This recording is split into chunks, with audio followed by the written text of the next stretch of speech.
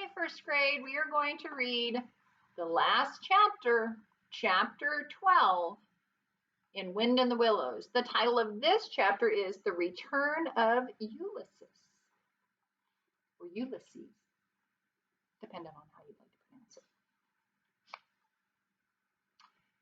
When it began to grow dark, the rat, with an air of excitement and mystery, summoned them back into the parlor, stood each of them up alongside of his little heap, and proceeded to dress them up for the coming expedition.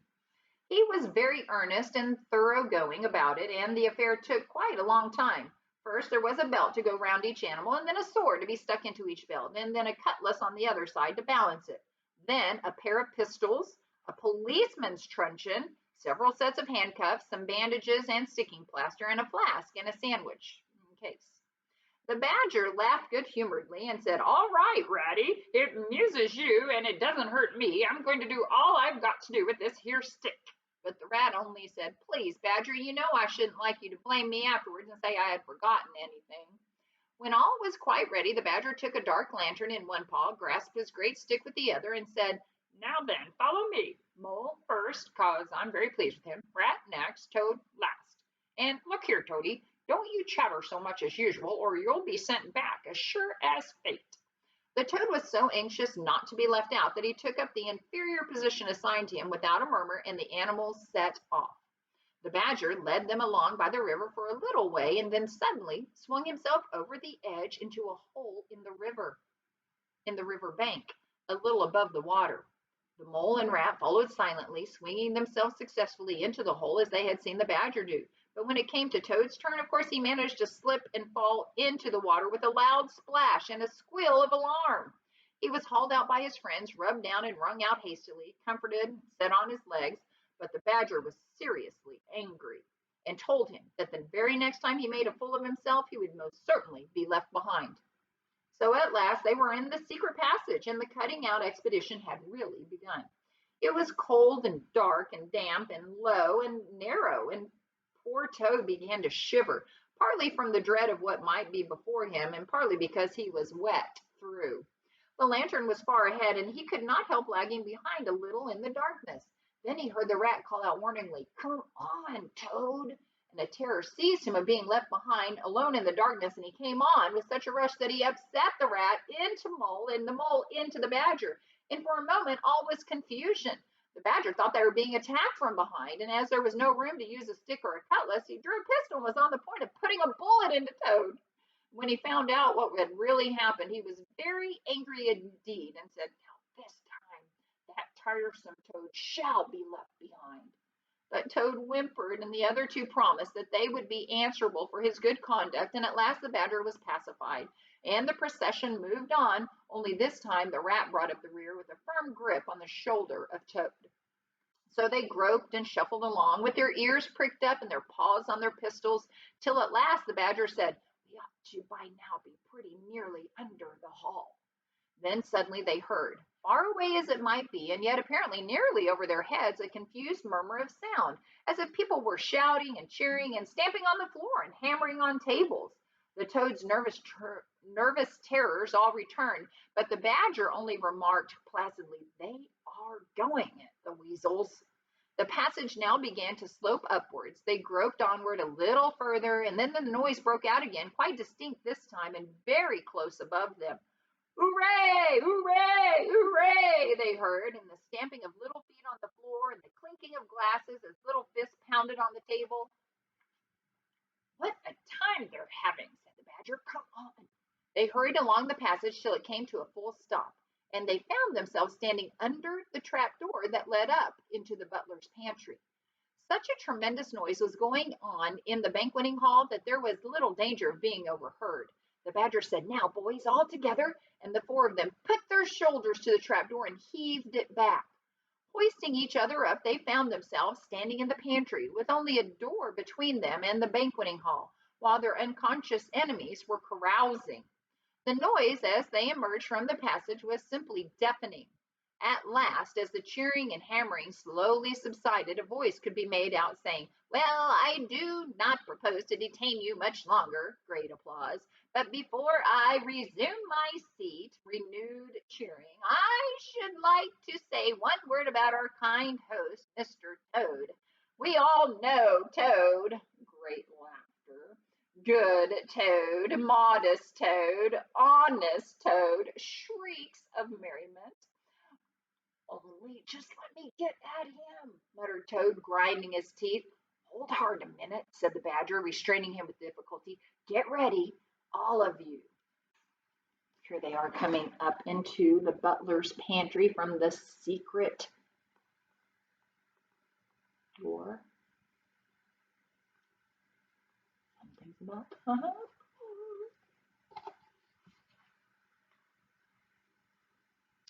Let me sing you a little song, went on the voice, which I have composed on the subject of Toad. Prolonged applause. Then the chief weasel, for it was he, began in a high, squeaky voice. Toad, he went a pleasuring gaily down the street. The Badger drew himself up, took a firm grip of his stick with both paws, glanced round at his comrades, and cried, The hour has come, follow me, and flung the door wide open. My! What a squealing and a squeaking and a screeching filled the air. Well, might the terrified weasels dive under the tables and spring madly up at the windows? Well, might the ferrets rush wildly for the fireplace and get hopelessly jammed in the chimney? Well, might tables and chairs be upset and glass and china be sent crashing to the floor in the panic of that terrible moment when the four heroes strode wrathfully into the room? The mighty Badger, his whiskers bristling, his great cudgel whistling through the air. Mole, black and grim, brandishing his stick and shouting his awful war cry. A mole! A mole! Rat, desperate and determined, his belt bulging with weapons of every age and every variety. Toad, frenzied with excitement and injured pride, swollen to twice his ordinary size, leaping into the air and emitting toad whoops that chilled them to the marrow. Toad, he went a pleasuring, he yelled, all pleasure! And he went straight for the chief weasel. They were but four in all, but to the panic-stricken weasels, the hall seemed full of monstrous animals, gray, black, brown, and yellow, whooping and flourishing enormous cudgels, and they broke and fled with squeals of terror and dismay, this way and that, and through the windows and up the chimney, anywhere to get out of the reach of these terrible sticks.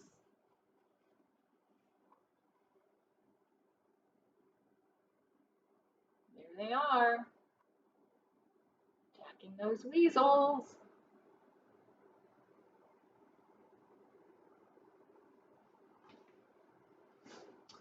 The affair was soon over. Up and down the whole length of the hall strode the four friends, whacking with their sticks at every head that showed itself, and in 5 minutes the room was clear. Through the broken windows, the shrieks of terrified weasels escaping across the lawn were borne faintly to their ears. On the floor lay prostrate some dozen or so of the enemy, on whom the mole was busily engaged in fitting handcuffs. The Badger, resting from his labors, leant on his stick and wiped his honest brow. Mole, he said, you're the best of fellows. Just cut along outside and look after those stoat sentries of yours and see what they're doing. I've an idea that, thanks to you, we shan't have much trouble from them tonight. The mole vanished promptly through a window, and the Badger bade the other two set a table on its legs again, pick up knives and forks and plates and glasses from the debris on the floor, and see if they could find materials for a supper. I want some grub, I do, he said, in that rather common way he had of speaking. Stir your stumps, Toad, and look lively. We've got your house back for you, and you don't offer us so much as a sandwich? Toad felt rather hurt that the Badger didn't say pleasant things to him, as he had to Mole, and tell him what a fine fellow he was, and how splendidly he had fought. For he was rather particularly pleased with himself in the way he had gone for the chief weasel, and sent him flying across the table with one blow of his stick. But he bustled about, and so did the rat, and soon they found some guava jelly in a glass dish, and a cold chicken, a tongue that had hardly been touched, some trifle, and quite a lot of lobster salad. And in the pantry they came upon a basket full of French rolls and any quantity of cheese, butter, and celery. They were just about to sit down when the mole clambered in through the window, chuckling with an armful of rifles. It's all over, he reported. From what I can make out, as soon as the stoats, who were very nervous and jumpy already, heard the shrieks and the yells and the uproar inside the hall, some of them threw down their rifles and fled. The others stood fast for a bit, but when the weasels came rushing out upon them, they thought they were betrayed, and the stoats grappled with the weasels, and the weasels fought to get away, and they wrestled and wriggled and punched each other and rolled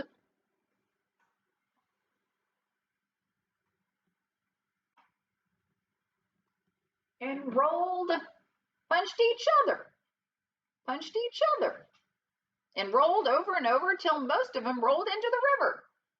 They've all disappeared by now, one way or another, and I've got their rifles, so that's all right. Excellent and deserving animal, said the badger, his mouth full of chicken and trifle. Now there's just one more thing I want you to do, Mole, before you sit down to your supper along of us, and I wouldn't trouble you, only I know I can trust you to see a thing done, and I wish I could say the same of everyone I know. I'd send Rad if he wasn't a poet. I want you to take those fellows on the floor. They're upstairs with you, and have some bedrooms cleaned out and tidied up and made really comfortable, so that they sweep under the beds and put clean sheets and pillowcases on and turn down one corner of the bedclothes just as you know it ought to be done, and have a can of hot water and clean towels and fresh cakes of soap put in each room.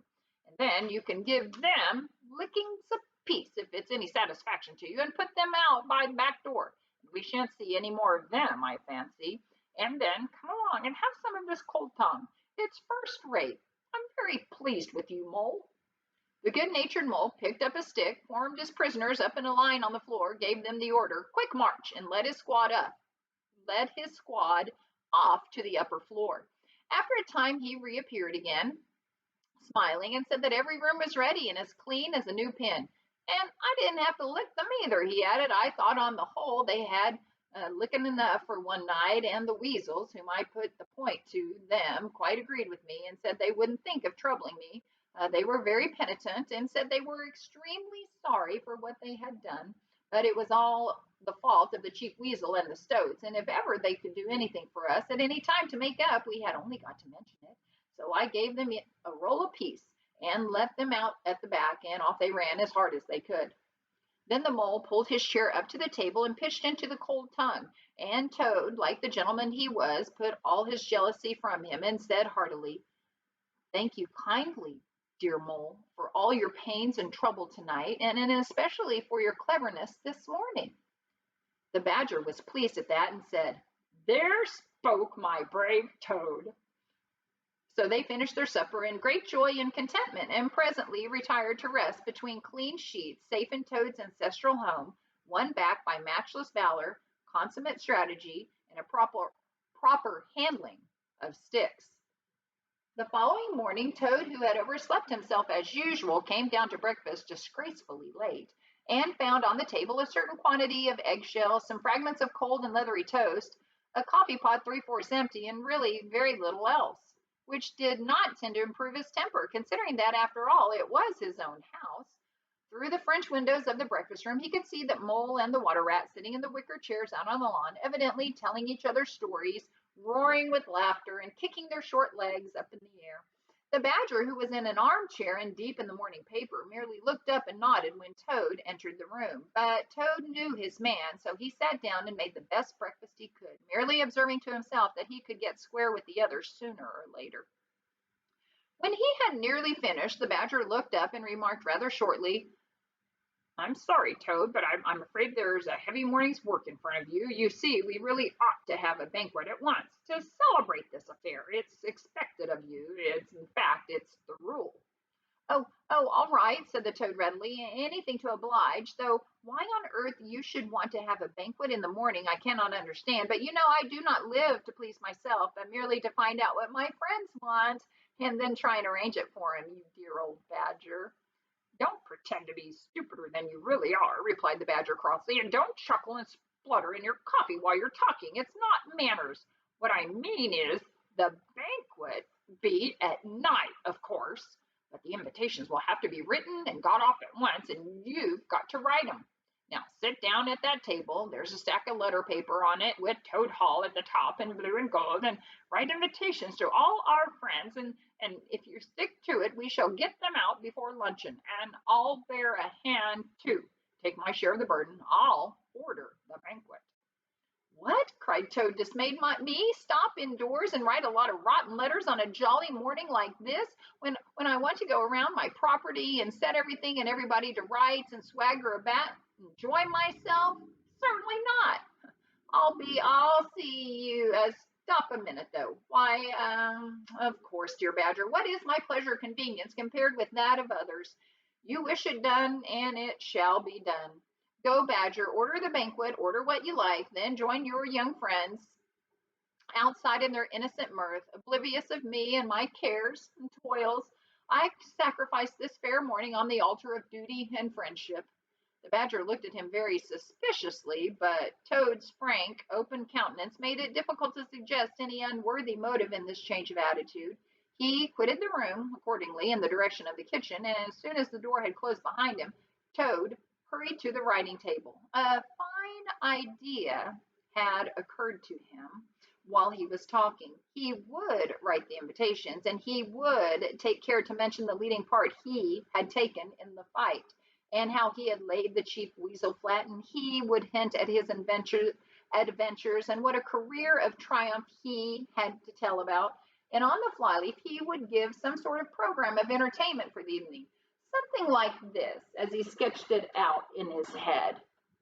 So here's the things he wants to happen at his banquet. A speech by Toad. There will be other speeches by Toad during the evening. The address by Toad. Synopsis. Our prison system, the waterways of Old England, horse stealing and how to deal, property, its rights and its duties, back to the land, a typical English squire, song by Toad, composed by Toad, other compositions by Toad will be sung in the course of the evening by the composer, Toad. So Toad wants this to be all about Toad. The idea pleased him mightily, and he worked very hard and got all the letters finished by noon, at which hour it was reported to him that there was a small and rather bedraggled weasel at the door, inquiring timidly whether he could be of any service to the gentleman. Toad swaggered out and found it was one of the prisoners of the previous evening, very respectful and anxious to please. He patted him on the head, shoved the bundle of invitations into his paw, and told him to cut along quick and deliver them as fast as he could. And if he liked to come back again in the evening, perhaps there might be a shilling for him, or again, perhaps there mightn't. And the poor weasel seemed really quite grateful and hurried off eagerly to do his mission. When the other animals came back to luncheon, very boisterous and breezy after a morning on the river, the mole, whose conscience had been pricking him, looked doubtfully at Toad, expecting to find him sulky or depressed. Instead, he was so uppish and inflated that the mole began to suspect something, while the rat and the badger exchanged significant glances. As soon as the meal was over, Toad thrust his paws deep into his trouser pockets and remarked casually, "Well, look after yourself, you fellows. Ask for anything you want," and was swaggering off in the direction of the garden, where he wanted to think out an idea or two for his coming speeches, when the rat caught him by the arm. Toad rather suspected what he was after and did his best to get away, but when the badger took him firmly by the other arm, he began to see that the game was up. The two animals conducted him between them into the small smoking room that opened out into the entrance hall, shut the door, put him into a chair. Then they both stood in front of him, while Toad sat silent and regarded them with much suspicion and ill humor. "Now, look here, Toad," said the rat, "it's about this banquet. And very sorry I am to have to speak to you like this, but we want you to understand clearly once and for all that there are going to be no speeches and no songs. Try and grasp the fact that on this occasion, we're not arguing with you, we're just telling you." Toad saw that he was trapped. They understood him. They saw through him. They had got ahead of him. His pleasant dream was shattered. "Mayn't I just sing, like, just one little song?" he pleaded piteously. "No, not one little song," replied the rat firmly, though his heart bled as he noticed the trembling lip of the poor, disappointed Toad. "It's no good, Toady. You know well that your songs are all conceit and boasting and vanity. And your speeches are all of self-praise and, well, and gross exaggeration. And And gas, put in the badger in his common way. It's for your own good, Toady, went on the rat. You know you must turn over a new leaf sooner or later, and now seems a splendid time to begin. A sort of turning point in your career. Please don't think that saying all this doesn't hurt me more than it hurts you. Toad remained a long while, plunged in thought. At last he raised his head, and the traces of strong emotion were visible on his features. You You've conquered, my friends, he said in broken accents. It was, to be sure, but a small thing that I asked, merely leave to blossom and expand for yet one more evening, to let myself go and hear the tumultuous applause that always seems to me somehow to bring out my best qualities. However, you are right. I know, and I am wrong. Henceforth, I will be a very different Toad, my friends. You shall never have occasion to blush for me again. But oh dear, this is a hard world. And pressing his handkerchief to his face, he left the room with faltering footsteps. Badger, said the rat, I feel like a brute. I wonder what you feel like. Oh, I know, said the badger gloomily, but the thing had to be done.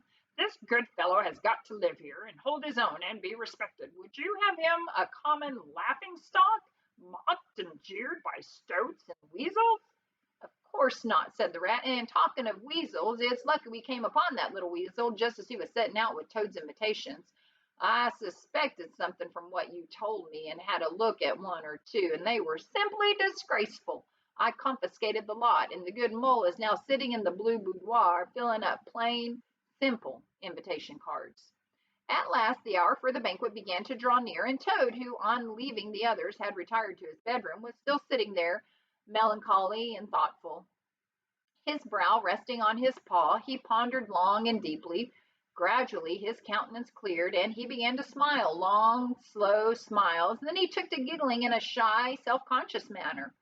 At last he got up, locked the door, drew the curtains across the windows, collected all the chairs in the room, and arranged them in a semicircle, and took up his position in front of them, swelling visibly.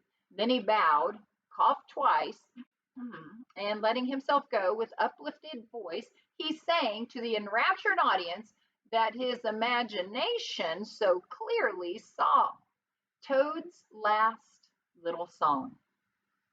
The toad came home. There was a panic in the parlor, hauling in the howling. Okay, I'm going to start that again. This is the song he's singing to imaginary people. Toad's last little song. The toad came home. There was panic in the parlor and howling in the hall. There was crying in the cowshed and shrieking in the stall.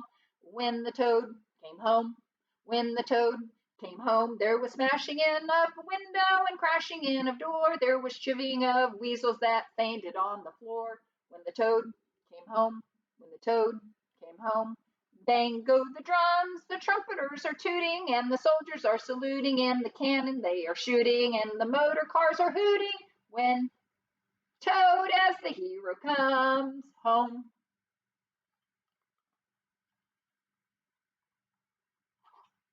Shout, hooray, and let each one of the crowd try and shout it very loud in honor of an animal of whom you're justly proud, for it's Toad's great day. He sang this very loud with great unction and expression, and when he had done, he sang it all over again. When he heaved a deep sigh, a long, long, long sigh. Then he dipped his hairbrush in the water jug, parted his hair in the middle, and plastered it down very straight and sleek on each side of his face, and unlocking the door, went quietly down the stairs to greet his guests, who he knew must be assembling in the drawing room. All the animals cheered when he entered and crowded round to congratulate him and say nice things about his courage and his cleverness and his fighting qualities. But Toad only smiled faintly and murmured, "Oh, not at all." Or sometimes for a change, "Oh, on the contrary." Otter, who was standing on the hearthrug, describing to an admiring circle of friends exactly how he would have managed things had he been there, came forward with a shout, threw his arm around Toad's neck, and tried to take him round the room in triumphal progress. But Toad, in a mild way, was rather snubby to him, remarking gently as he disengaged himself, "Badger's was the mastermind. The mole and the water rat, they bore the brunt of the fighting. I merely served in the ranks and did little or nothing. The animals were evidently puzzled and taken aback by this unexpected attitude of his, and Toad felt as he moved from one guest to the other, making his modest responses, that he was an object of absorbing interest to everyone. The Badger had ordered everything of the best, and the banquet was a great success. There was much talking and laughter among the animals, but through it all, Toad, who of course was in the chair, looked down his nose and murmured pleasant nothings to the animals on either side of him. At intervals, he stole a glance at the Badger or the Rat, and always when he looked, they were staring at each other with their mouths open, and this gave him the greatest satisfaction. Some of the younger and livelier animals, as the evening wore on, got whispering to each other that things were not so amusing as they used to be in the good old days, and then there was some knocking on the table and cries of, "Toad! Speech! Speech from Toad! Song! Mr. Toad, sing a song!" But Toad only shook his head gently, raised one paw, mild protest, and by pressing delicacies on his guests, by topical small talk, and by earnest inquiries after members of their families not yet old enough to appear at social functions, managed to convey to them that this dinner was being run on strictly conventional lines. He was indeed an altered Toad. After this climax, the four animals continued to lead their lives, so rudely broken in upon by civil war, in great joy and contentment, undisturbed by further risings or invasions.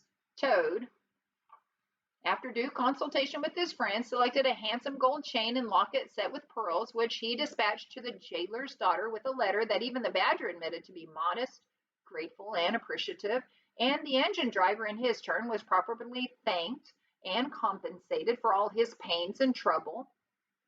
Under severe compulsion from the Badger, even when the barge woman was, with some trouble, sought out, and the value of her horse discreetly made good to her, though Toad kicked terribly at this, holding himself to be an instrument of fate, um, sent to punish fat women with mottled arms who couldn't tell a real gentleman when they saw one. The amount involved, it was true, was not very burdensome, the gypsy's valuation being admitted by local assessors to be approximately correct.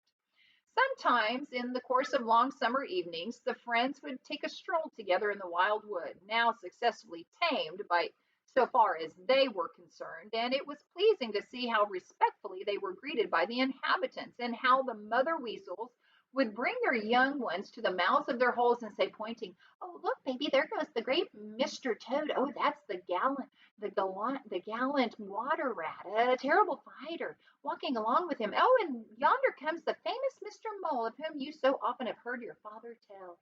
But when their infants were fractious and quite beyond control, they would quiet them by telling them how, if they didn't hush and not fret them, the terrible gray Badger would up and get them. This was a libel on Badger, who, though he cared little about society, was rather fond of children, but it never failed to have its full effect. Here they are on their walk, and as you can see, the weasel saying, "Oh, hello, hello."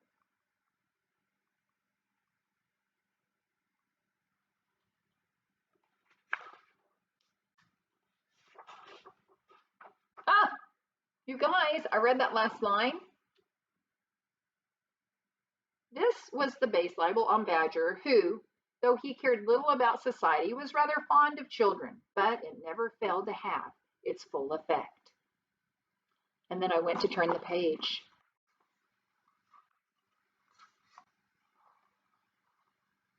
And that is the end of The Wind in the Willows by Kenneth Grahame. Thanks, first grade. I hope you enjoyed this book. Miss and love you.